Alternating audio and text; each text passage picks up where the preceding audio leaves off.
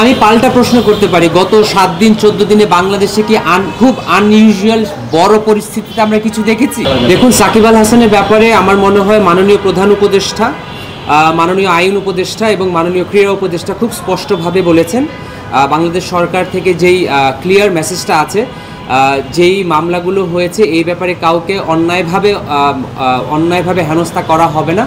এবং আমরা মনে করি সাকিবের ব্যাপারে বাংলাদেশ গণপ্রজাতন্ত্রী বাংলাদেশ এখন যে অন্তর্বর্তীকালীন সরকার রয়েছে তারা তাদের অবস্থান খুব সুস্পষ্টভাবে ব্যক্ত করেছেন।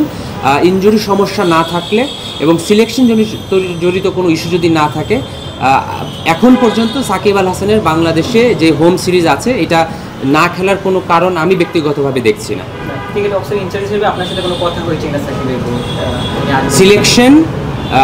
সিলেকশন কমিটির দায়িত্ব, সামনে সিলেকশন, এই সিরিজের সিলেকশন যখন হবে তখন সিলেক্টররা টিম যখন ঘোষণা করবেন তখন কোন প্লেয়ার থাকবেন বা কোন প্লেয়ার থাকবে না সেটা সম্পর্কে আমরা জানতে পারবো। এবং অলরেডি আমাদের এখন যে অন্তর্বর্তীকালীন সরকার রয়েছেন, মাননীয় উপদেষ্টাগণরা তাদের মনোভাব এবং সরকারের মনোভাব সুস্পষ্টভাবে প্রকাশ করেছেন। আমি ব্যক্তিগতভাবে কোনো সংশয় দেখছি না। আমি ব্যক্তিগতভাবে এবং অন বিহাফ অফ বিসিবি দায়িত্ব নিয়ে এতটুকু বলতে পারি, বাংলাদেশ ক্রিকেট বোর্ড যখনই কোনো আন্তর্জাতিক টুর্নামেন্ট অর্গানাইজ করে, এই ইভেন্টটা শুধুমাত্র বাংলাদেশ ক্রিকেট বোর্ডের থাকে না, এটা বাংলাদেশ গণপ্রজাতন্ত্রী বাংলাদেশ সরকার রেসপন্সিবিলিটি নেয়, বাংলাদেশের সমস্ত মানুষ রেসপন্সিবিলিটি নেয়। তো আমরা খুব দৃঢ়ভাবে বিশ্বাস করি ওভারঅল গত 2 দিনের যে আমাদের প্রোগ্রাম ছিল, এই প্রোগ্রামের পর কারোরই অ্যাটলিস্ট বাংলাদেশের সার্বিক পরিস্থিতি এবং বাংলাদেশের ক্রিকেট বোর্ড এবং বাংলাদেশ গভর্নমেন্ট এজেন্সির যে নিরাপত্তা ব্যবস্থা রয়েছে এটা নিয়ে কারোরই কোনো সংশয় থাকা উচিত না, বা আমি মনে করি থাকবে না ইনশাল্লাহ। ওভারঅল অবজারভেশন, আমি যতটুকু তাদের কাছ থেকে তাদের সাথে কথাবার্তার মধ্যে পিক করতে পেরেছি, তারা খুবই সন্তুষ্টি প্রকাশ করেছেন। তারা বারবার Bangladesh cricket board, Bangladesh police, Bangladesh army, navy, air force, RAB, SB এবং ফায়ার সার্ভিস এবং সিভিল ডিফেন্স এবং ওভারঅল বাংলাদেশ ক্রিকেট বোর্ডকে তারা ধন্যবাদ জানিয়েছেন।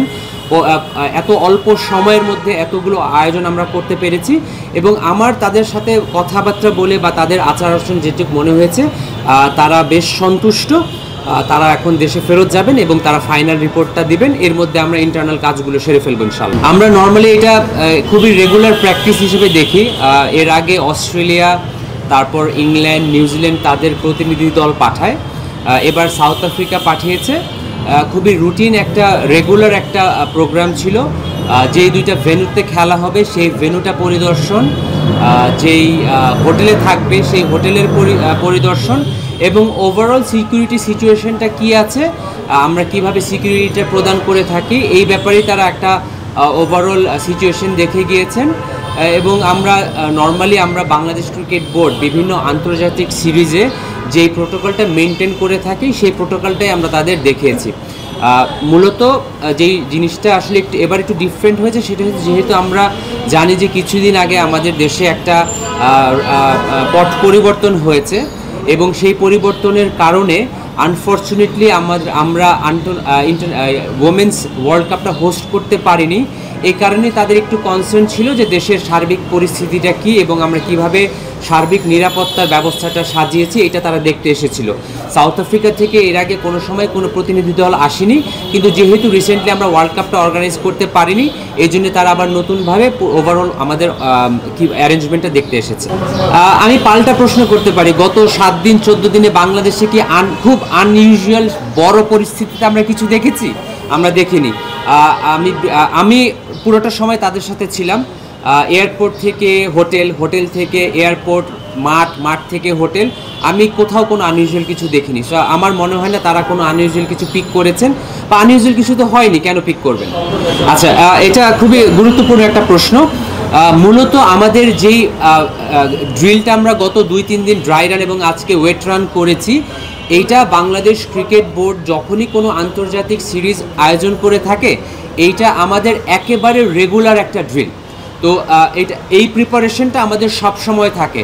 বিগত সময় হয়তো আমরা লাস্ট হয়তো 2011 ওয়ার্ল্ড কাপ এবং 14 ওয়ার্ল্ড কাপের সময় বড় পরিসরে করেছিলাম, কিন্তু আমরা সবাই জানি যে বাংলাদেশ পুলিশে বা বাংলাদেশ আর্মিতে কিছু বড় বড় পর্যায়ে রদবদল হয়েছে, এক জায়গার ডিপ্লয়মেন্ট আরেক জায়গায় গিয়েছে। তো যেহেতু কিছু পরিবর্তন রয়েছে, সেটা আমরা আরেকবার ড্রাই রান করে দেখলাম, যাতে যারা স্টেক হোল্ডার আছে সিকিউরিটিতে তারা সব সময় তাদের যেই দায়িত্বগুলো আছে সেই সংক্রান্ত দায়িত্বগুলো আবার একটা অনুশীলন করে দেখা, যারা নতুন ইনভলভ হয়েছে তারা আবার নতুন করে প্রোগ্রামটা করে থাকেন। এটা আমি আরেকবার আপনার রিপিট করতে চাই, এটা বাংলাদেশ ক্রিকেট বোর্ড যখনই কোনো খেলা আয়োজন করে এই প্রোগ্রামটা আমাদের একদম রেগুলার প্রোগ্রাম থাকে। হয়তো বিগত 5-7 বছরে যেহেতু প্রয়োজন হয় নাই, এটা আমরা অনুশীলন করি নাই, এটা আমরা অনুশীলন করেছি।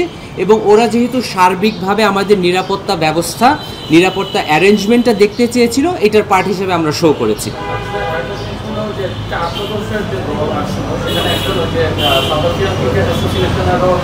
হ্যাঁ, চার সদস্যের মধ্যে রয়েছে রোরি স্টেইন ছিলেন, উনি সাউথ আফ্রিকা ক্রিকেট বোর্ডের সিকিউরিটি কনসালটেন্ট। সিভুয়েলা এসেছিলেন, উনি ক্রিকেট অপারেশনস ম্যানেজার।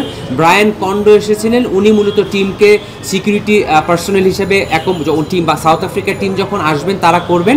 এবং ফারহান বেহারদিন এসেছিলেন। ফারহান বেহারদিন কিছুদিন আগ পর্যন্ত সাউথ আফ্রিকান আন্তর্জাতিক ক্রিকেটার ছিলেন, উনি এখন সাউথ আফ্রিকা প্লেয়ার অ্যাসোসিয়েশনের অপারেশন ম্যানেজার হিসেবে এসেছেন, উনি প্লেয়ারদের প্রতিনিধি হিসেবে এসেছিলেন। এই 4 জন এসেছিলেন। এরকম কথা তো বাংলাদেশ ক্রিকেট বোর্ড কোনো সময় বলেনি বা আমিও ব্যক্তিগতভাবে শুনিনি। ডেফিনেটলি 2টা টেস্ট আমরা তো নর্মালি 2টো টেস্ট ম্যাচ 2টা ভেন্যুতেই করে থাকি।